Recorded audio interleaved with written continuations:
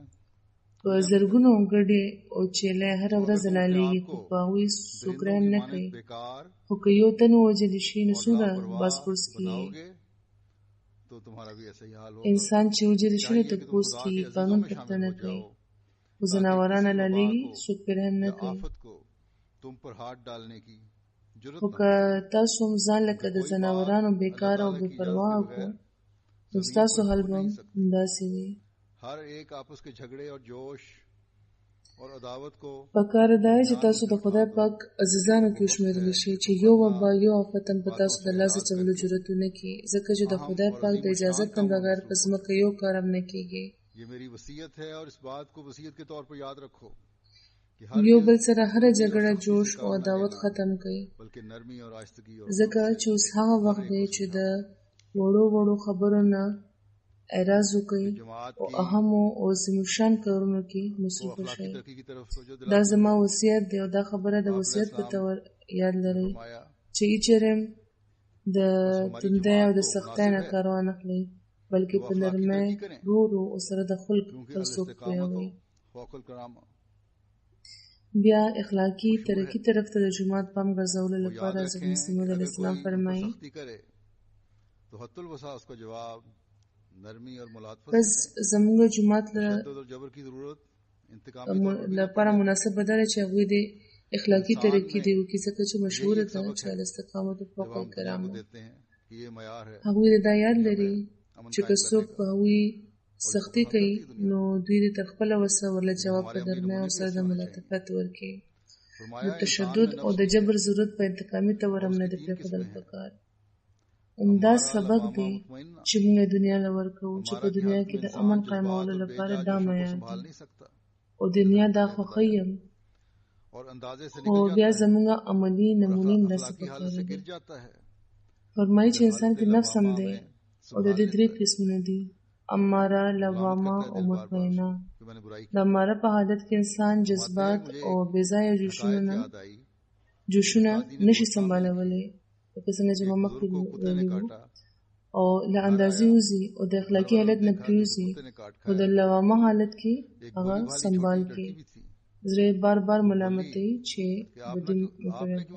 فرمایي چې ما د یو حکایت رایاد شو چې سعدي په بوستان کې لیکلی دی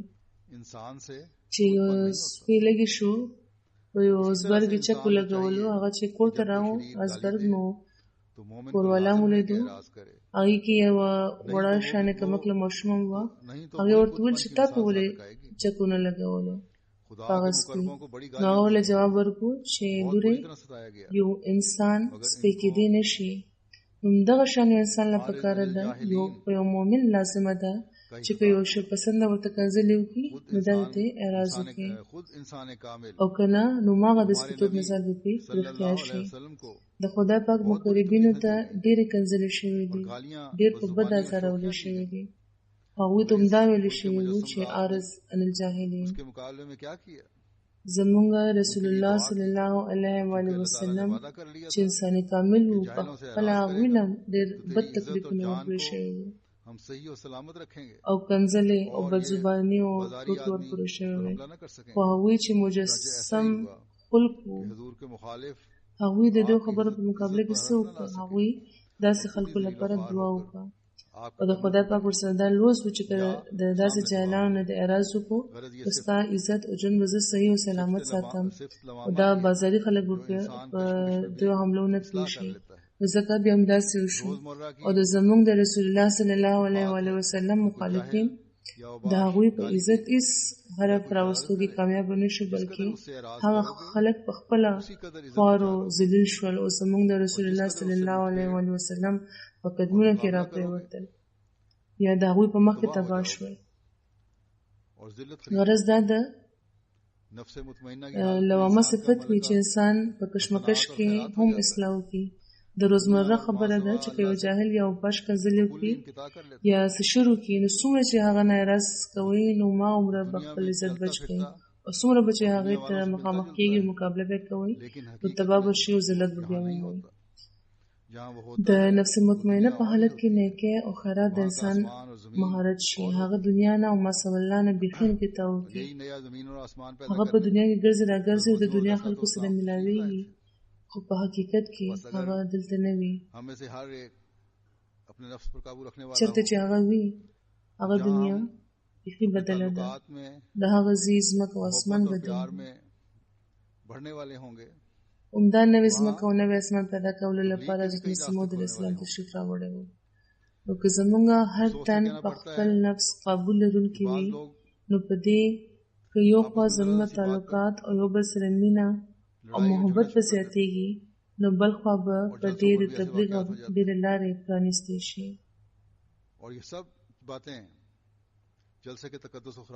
ډېر په افسوس دا خبره کوو چې ځینې خلک یو بل سره په وړه خبره جنگ او جګړې شروع کړي او په جلسو کې داسې واقع وشي او په دې ټولو خبرو د جلسې تقدس خرابېږي. دلته مال شکایتونه راغلي دي چې بهر چې وتو پارکینګ ته نو جګړې شروع شوې، پخوانۍ جګړې وې، خانداني یا کاروباري جګړې، نو په هغو بیا جنګ شروع شو او د جلسې چې کم تقدس و کم ماحول و هغه خراب شو. یا د دې ځینه وتو سره دا هېر که چې موږ څه کول راغلي وو څه کوو. نو همیشه دا یاد ساتل پکار دی چې صرف د اغیارو په مخ کې د صبر او د برداشت تلقین نه دی. حضرت مسیح اسلام صرف دا نه دي فرمایلی چې د اغیارو په مخ کې صبر او برداشت کول پکار دی، بلکې قرآن شریف کې راغلی دی چې رحموا بینهم، چې رحم او محبت په ځان هم رایج کړي او د نورو نه زیات او د مخکې نه زیات رایج کړي. د دې ډېر زیات تلقین شوی دی. په دې لحاظ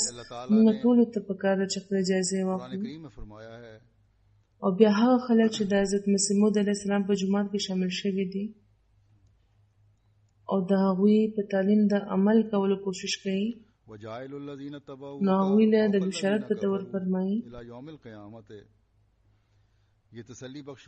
وجعل الذین اتبعوه فوق الذین کفروا الی یوم القیامه. دا زړه ډاډ ورکوونکی لوز هغه ابن مریم سره شوی و چې ناصره کې زیږېدلی و، یعنې حضرت عیسی علیه السلام سره. خو دا زیری زه تاسو له درکوم چې کوم راتلونکی ابن مریم و د یسوع مسیح په نامه، هغه هم خدای پاک کوم په دې لفظونو مخاطب کړی دی، بشارت یې ورله ورکړی دی. نو ستاسو سوچ وکړئ چې کوم خلک ما سره تعلق په وجه دې عظیم لوز او عظیم بشارت کې شاملېدل غواړي، نو آیا هغوی هغه خلک کېدی شي چې د اماره درجه کې پراته دي او د فسق و فجور په لاره روان دي؟ نه، بالکل نه. کم خلک چې د خدای پاک د دې لوز رښتونه قدر کوي او زما خبرې صرف کیسې نه ګڼي، نو یاد لرئ او د زړه نه دا خبره واورئ. زه یو ځل بیا هغو خلکو ته وایم چې ما سره تعلق لري او دا تعلق څه عام تعلق نه دی، بلکې یو ډېر زبردست تعلق دی او داسې تعلق دی چې اثر صرف زما تر ذاته نه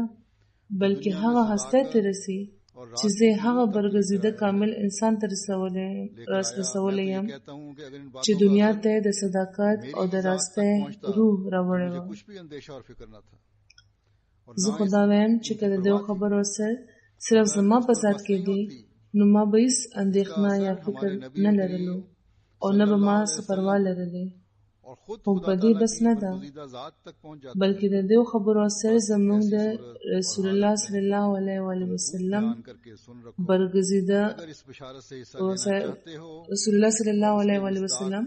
او په خپله د خدای پاک برګزیده ذات پورې رسي. نو په داسې صورت کې خو تاسو ښه په غور واورئ چې که دې بشارت نه برخه اخیستل غواړئ او د دې د مصداق ارزو لرئ د دومره لوی کامیابۍ چې تر قیامته به په مکفرینو غالب وي، د داسې کامیابۍ تښتونه تنده تاسو لرئ، نو بیا به زه دومره ووایم چې دا کامیابي به تر هغې ترلاسه نه شي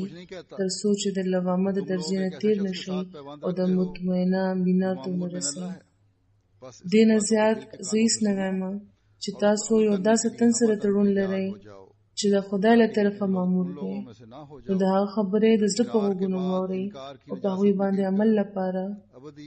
په پوره طور تیار شئ، چې په هغو خلکو کې شامل نشئ چې د اقرار نه پس د انکار په نجاست کې پریوزي او ابدي عذاب په بیا واخلي. بیا هغوی فرمایي خدای پاک نه اصلاح غوښتل او خپل قوت خرج کول عمده د ایمان طریقه ده. حدیث شریف کې راغلی دی چې کم تن سره د یقین لاس دعا لپاره پورته کوي نو خدای پاک د هغه دعا نه رد کوي. نو خدای نه غواړئ او سره د یقین او د نیت صدق وغواړئ. زما نصیحت بیا هم دا دی چې ښه اخلاق څرګندول خپل کرامت څرګندول دی. که څوک دا وایي چې زه کرامتي نه جوړېدل غواړم نو هغه د یاد ولري چې شیطان هغه دوکه کوي لګیا دی. کرامت نه مطلب عجب یا پندار نه دی. د کرامت نه خلکو ته د اسلام صداقت او حقیقت معلومیږي او هدایت ورته رسي. زه تاسو ته بیا وایم چې عجب او پندار خواړو په اخلاقي کرامت کې داخل نه دي، نو دا شیطاني وسوسه ده. ګورئ دا په کروڑونو مسلمانان چې د دنیا په مختلفو حصو کې ښکاري، نو دا ولې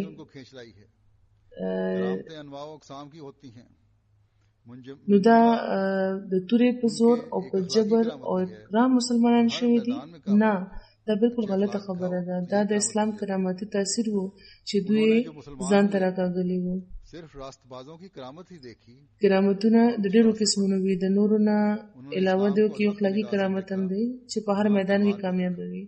ښه اخلاق ښایي نو عمده کرامت شي. دا کم خلک چې مسلمان شوي وو دوی صرف د رازبازو مسلمانانو کرامت لیدلی وو،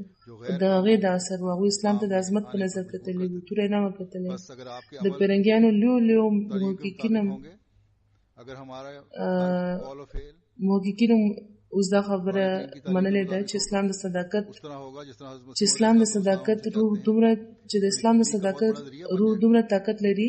چې پردي قومونه مجبوره کړي چې اسلام ته راشي. نو که ستاسو عمل د تعلیم مطابق وي، که زموږ هر قول او هر فعل د قرآن د تعلیم مطابق وي،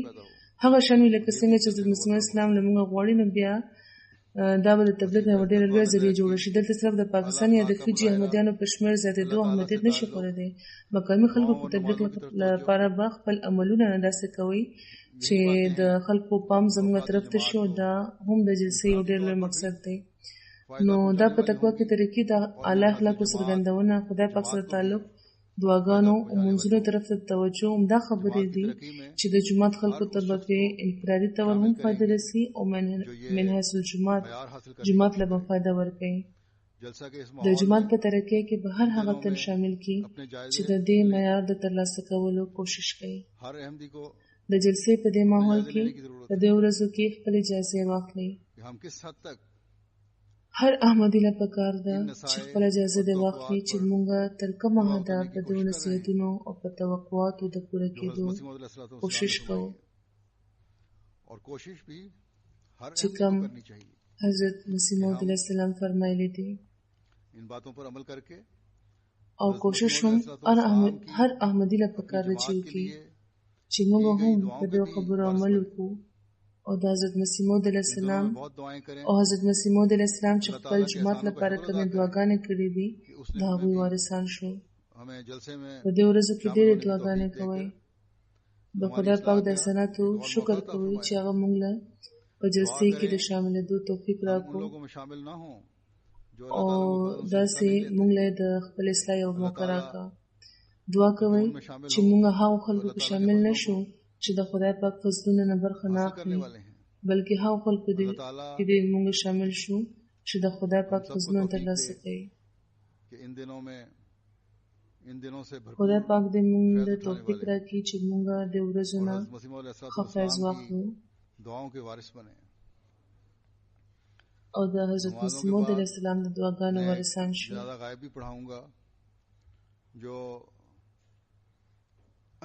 د مونځ نه پس به یوه غایبانه جنازه به هم کوو چې د مکرمې صاحبزادې امتالرشید صاحبې ده.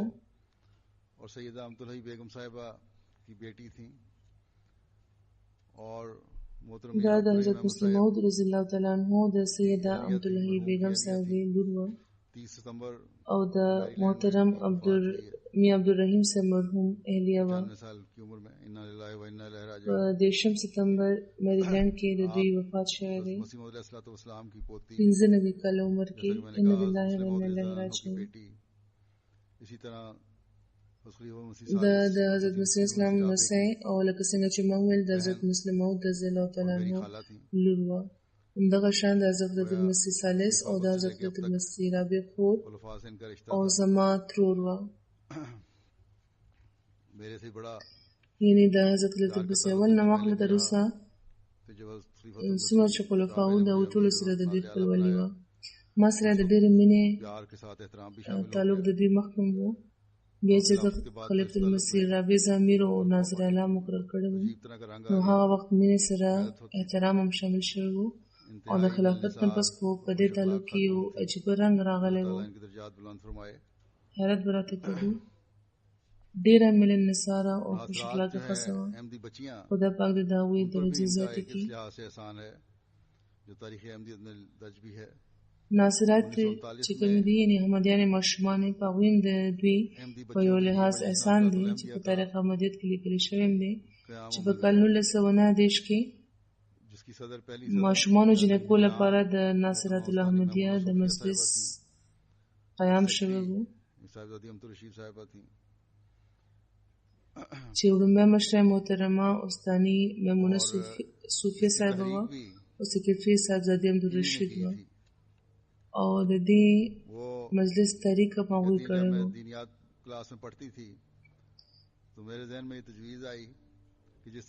هغوی وایي چې زه چې کله د دنیاتو په کلاس کې وم نو زما ذهن ته دا تجویز راغلی و چې لکه څنګه چې د ښځو تعلیم لپاره د لجنه مائله مجلس جوړ شوی دی نو همدغه شان یو مجلس د ماشومانو جنکو لپاره هم پکار دی. نو داسې محترم ملک سیف الرحمن صاحب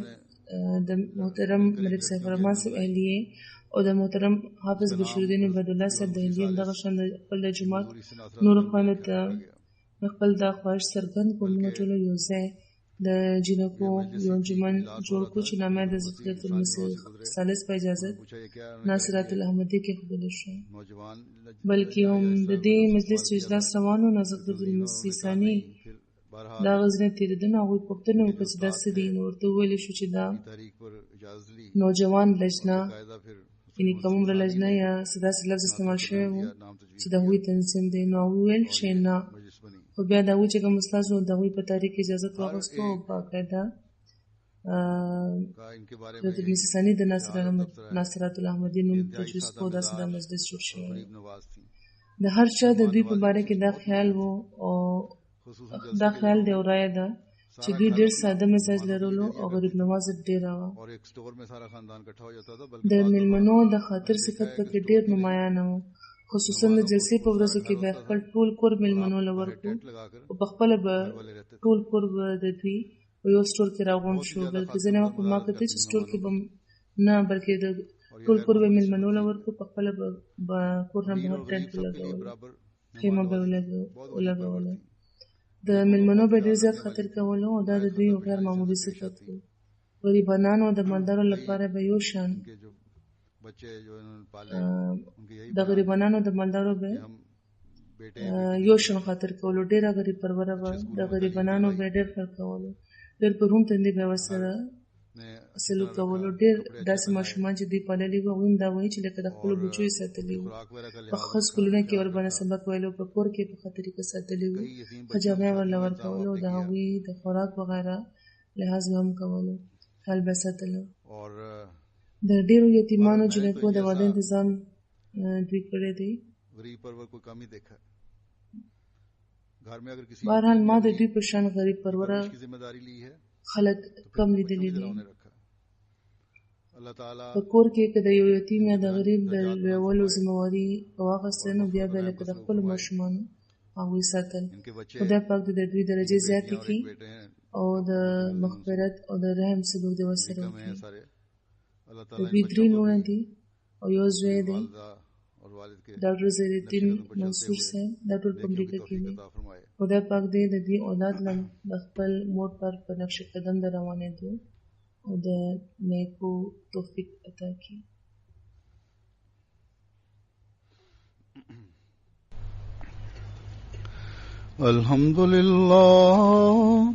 الحمد لله نحمده ونستعينه ونستغفره ونؤمن به ونتوكل عليه ونعوذ بالله من شرور أنفسنا ومن سيئات أعمالنا من يهده الله فلا مضل له ومن يضلله فلا هادي له ونشهد أن لا إله إلا الله ونشهد أن محمدا عبده ورسوله عباد الله رحمكم الله إن الله يأمر بالعدل والإحسان وإيتاء ذي القربى وينهى عن الفحشاء والمنكر والبغي يعظكم لعلكم تذكرون اذكروا الله يذكركم وادعوه يستجب لكم ولذكر الله أكبر